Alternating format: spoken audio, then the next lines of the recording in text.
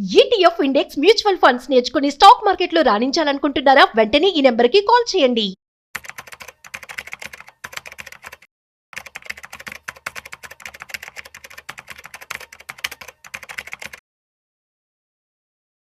ప్రస్తుతం Iran Israel war అనేది నడుస్తుంది.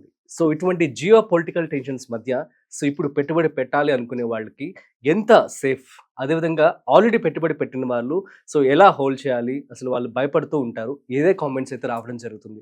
సో వీటన్నిటికి సంబంధించి క్లారిటీ ఇవ్వడానికి ఇవాళ మనతో ఫినాన్షియల్ ప్రొఫెషనల్ బి గిరిబాబు గారు ఉన్నారు. సో వారి మాటల్లో మరింత సమాచారం అడిగి తెలుసుకుందాం. హాయ్, హలో, నమస్తే, వెల్కమ్ టు సుమన్ టీవీ. నేను మీ Rajeev Pasupuleti. So let's shoot. So hi sir, నమస్తే. నమస్తే అండి. యా సార్, మనం ప్రస్తుతం చూస్తున్నాం ఇరాన్ ఇజ్రాయెల్ వార్ చాలా ఉధృతంగా జరుగుతోంది. దీనివల్ల మార్కెట్లు కొంచెం డౌన్ అయింది. సో ఇటువంటి పరిస్థితుల్లో ఎవరైతే ఆల్రెడీ పెట్టుబడి పెట్టారో, అదేవిధంగా ఇప్పుడు ఎవరైతే లాంగ్ టర్మ్ కోసం పెట్టుబడి పెట్టాలి అనుకుంటున్నారో సో వాళ్ళు భయపడుతూ ఉన్నారు. ఇవే కామెంట్స్ అయితే రావడం జరుగుతుంది. సో మీరేమంటారు? ఈ యొక్క పరిస్థితుల మధ్య ఇన్వెస్ట్మెంట్ చేయొచ్చు అంటారా, హోల్డ్ చేయమంటారా? యాక్చువల్గా ఈ ఇరాన్ ఇజ్రాయెల్ వార్ అనేది కావచ్చు, ఇండియా పాకిస్తాన్ కావచ్చు, రష్యా ఉక్రెయిన్ కావచ్చు, లేకపోతే ఇలాంటి వార్స్ అనేవి సహజంగా తరచుగా జియో పొలిటికల్ టెన్షన్స్ ఎక్కడో చోట ఉద్భవిస్తూనే ఉంటాయి. ట్రూ. దీనికి ఇవాళ జరిగింది కాబట్టి అయ్యో నేను భయపడాలా, పారిపోవాలా, నేను పెట్టినప్పుడు ఏమవుతాయి, ఇలా వరి అవ్వాల్సిన అవసరం లేదు. రీసెంట్ కంక్లూడ్ అయిన ఇండియా పాకిస్తాన్ కూడా ఇష్యూ చూసాం కదా మనము. ఒక 4 days జరిగింది. అవును, అది ఎన్ని డేస్ జరిగిందో మనకు అవసరం లేదు. బట్ ఇలాంటి టెన్షన్స్ అనేవి సహజంగా వస్తూ ఉంటాయి. ఇది స్టాక్ మార్కెట్ యొక్క నైజం. అది ప్రతిదానికి రియాక్ట్ అవ్వడమే సెన్సెక్స్ యొక్క లక్షణం. అందుకే దీన్ని సెన్సెక్స్ అంటారు, సెన్సిటివ్ ఇండెక్స్. నిజంగా దీని పేరు సెన్సిటివ్ ఇండెక్స్ అంటారు. అందుకే దీన్ని సెన్సెక్స్ అంటారు. ఎక్కడో చోట జలుబు చేస్తే ఇక్కడ తుమ్ములు వస్తాయి. మన మార్కెట్ జలుబు వచ్చింది అక్కడ, తుమ్ము వచ్చేది ఇక్కడ. సో అంత సెన్సిటివ్ గా ఉంటుంది. కనుక దీన్ని ఇవాళ జరుగుతున్న పరిణామాన్ని చూసుకొని మనం భయపడొద్దు, బెంబేలెత్తిపోకూడదు. ఓకే, సో దీన్ని మనం లాంగ్ టర్మ్ పర్స్పెక్టివ్ లో అర్థం చేసుకోవాలి. ఇప్పుడు ఫర్ ఎగ్జాంపుల్, ఇప్పుడు ఇజ్రాయెల్ ఇరాన్ వార్ ఉందనుకోండి, ఇందులో ఇండియా పార్టిసిపేట్ చేస్తుందా? లేదు. సో మన మీద ఇంపాక్ట్ ఏముంటుంది? ఎస్ ఉంటుంది. ఏముంటుంది అంటే వీటి వల్ల క్రూడ్ ఆయిల్ షూటప్ అవుతుంది, ప్రైస్. క్రూడ్ ఆయిల్ షూటప్ అయితే India one of the 3rd largest country in the world which is importing crude oil. So crude oil కనుక మనం ఇంపోర్ట్ చేసుకున్నప్పుడు దాని ధర పెరిగితే దాని యొక్క ఇంపాక్ట్ మన ఎకానమీ పడుతుంది. సో ఎకానమీ కొంచెం ఇబ్బందులు పడుతుంది. అండ్ ఆ ఎకానమీ ఇబ్బందులు పడడం, క్రూడ్ ఆయిల్ అనేది ఇన్ఫ్లేషన్ షూటప్ చేస్తుంది. ఇన్ఫ్లేషన్ షూటప్ చేస్తే ఎకానమీ స్టోర్ అవుతుంది. ఇది చాలా రిపుల్ ఎఫెక్ట్ చాలా ఉంటుంది. రిపుల్ ఎఫెక్ట్ మొత్తం ఒక దగ్గర నుంచి ఇంకో దగ్గరికి పాకుతుంటది. ఇది ఉంటుంది. ఇది ఎంతకాలం ఉంటుంది? Yes, there could be short term pressure ఉంటుంది. ఉన్నప్పటికీ ఇది మళ్ళీ ఓవర్కమ్ అవుతుంది. ఇజ్రాయెల్ ఇరాన్ వార్ సెట్ అయిపోద్ది. అండ్ మళ్ళీ ఫ్లోస్ అన్ని కూడా సెట్ అయిపోతాయి. మళ్ళీ పైకి వెళ్తూనే ఉంటుంది. ఇలాంటి టైంలో దీన్ని ఒక బయింగ్ ఆపర్చునిటీ కింద చూడాలి మనం. ఆల్రెడీ ఇన్వెస్ట్ చేసిన వాళ్ళు డిస్టర్బ్ అవ్వద్దు. దాన్ని మళ్ళీ మనం పానిక్ సెల్లింగ్ చేయొద్దు, పానిక్ బటన్ నొక్కొద్దు.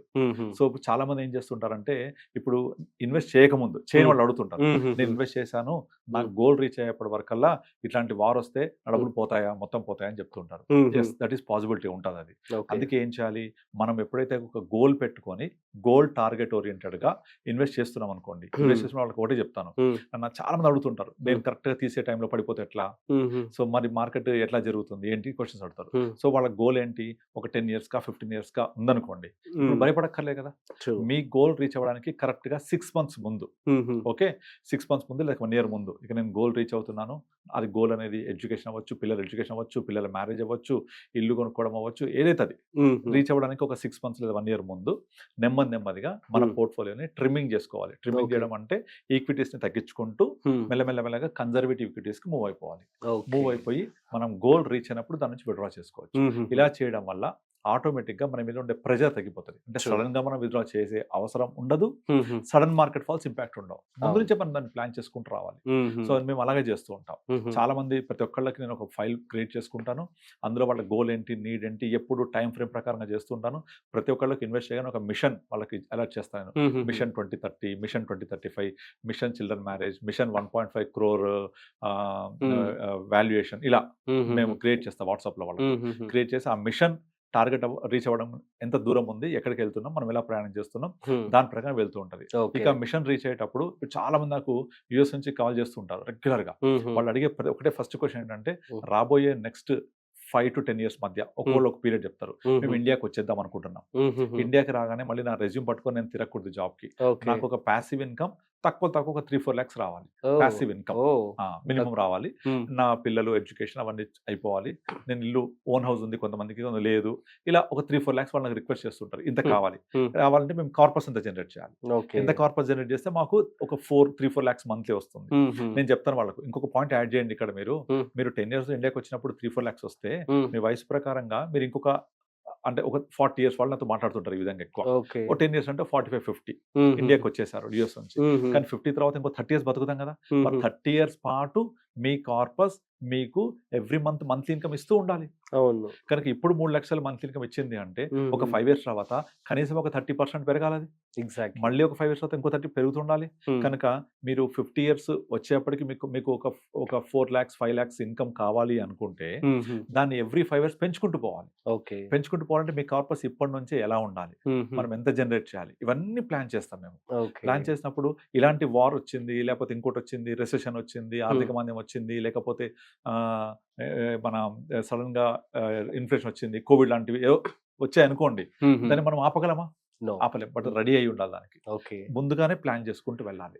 అంటే ప్రతిదీ కూడా గోల్ రీచ్ అవ్వడానికి ముందుగా మన పోర్ట్ఫోలియోని ట్రిమ్మింగ్ చేయడము, లేదా మన గోల్ రీచ్ అవ్వడానికి ఎంత టైం ఉందో దాన్ని పార్ట్ బై పార్ట్ చేసుకుంటూ రావడము. ఇప్పుడు పిల్లల ఎడ్యుకేషన్ అనుకోండి, ఒకే సంవత్సరం కట్టాం. ఇంజనీరింగ్ అంటే 4 years ఉంటుంది, ఇయర్ ఆన్ ఇయర్ పే చేయాలి. లేదా ఇంకోటి ఇల్లు కట్టాలనుకోండి, 1 year 1.5 year పాటు కడుతూ ఉంటాం. దానికి సంబంధించి డబ్బులు ఎట్లా విత్డ్రా చేస్తూ ఉండాలి. నేను అందరికి చెప్తాను, లోన్కి వెళ్ళండి, లోన్ ఈఎంఐని ఇక్కడ మంత్లీ ఇన్కమ్ లాగా తీసి పే చేస్తూ ఉండండి SWP ద్వారా. ఇట్లా వాళ్ళకి కావాల్సిన టిప్స్ ఇచ్చి ఇలాంటి సిచ్యుయేషన్ ని ఎదుర్కొంటూ ప్రాపర్ ప్లానింగ్ చేసుకొని ఎలాంటి పరిస్థితున్న సర్వకాల సర్వవస్థల యందు మన పోర్ట్ఫోలియోని ప్రాపర్ గా బిల్డ్ చేసుకుంటూ వెళ్తాం.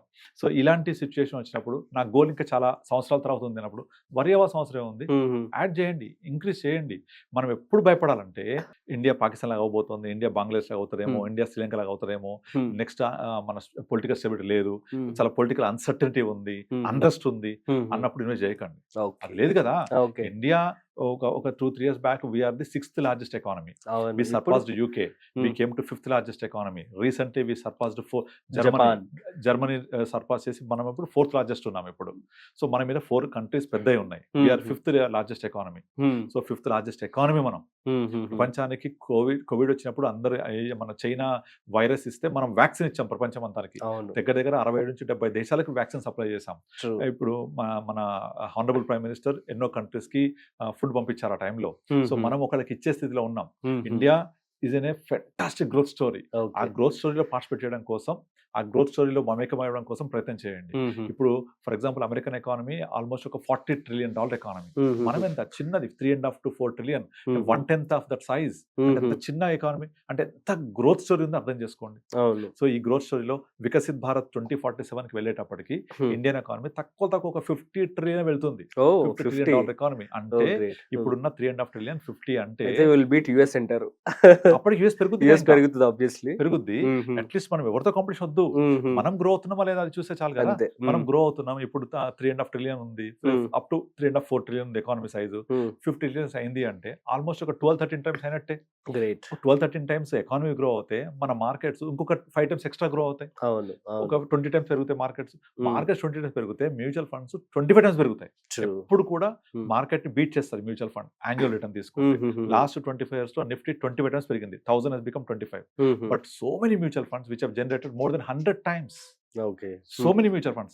Almost దాదాపుగా 25 years వింటేజ్ ఉన్న ఎనీ మ్యూచువల్ ఫండ్ తీసుకున్నా లాస్ట్ 25 years లో హీన పక్షంలో 80 times to 100 times పెరిగాయి. Worse condition. కొన్ని 200 times, కొన్ని 250 times, అండ్ కొన్ని ఫండ్స్ అయితే 300 times కూడా పెరిగాయి.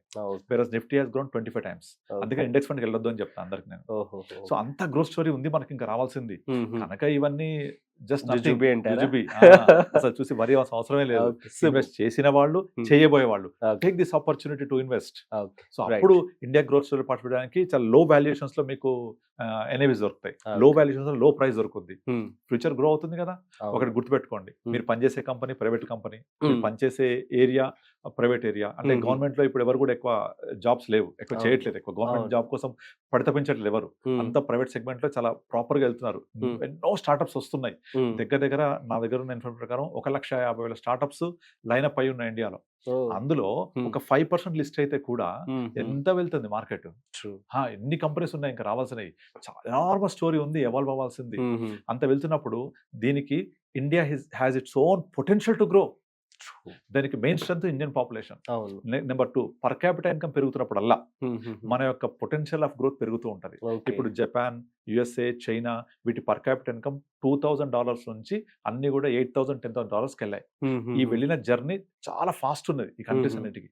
మనం కూడా ఎగ్జాక్ట్లీ $2,000 నుంచి ఇప్పుడు $2,500+ వచ్చేసాం. సో మనం కూడా $5,000 వెళ్ళేప్పటికీ మన ఎకానమీ అంతకంటే ఫాస్ట్ గ్రో అవుతూ ఉంటది. ఒక సామెత ఉంటుంది, కడుపు నిండాక కళలు అని.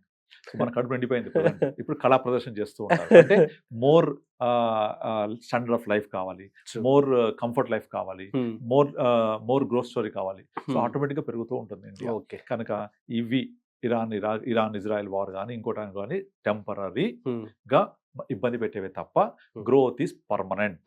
This volatility is short term. Okay, super sir, thank you so much. Yeah. So guys, అర్థమైంది కదా.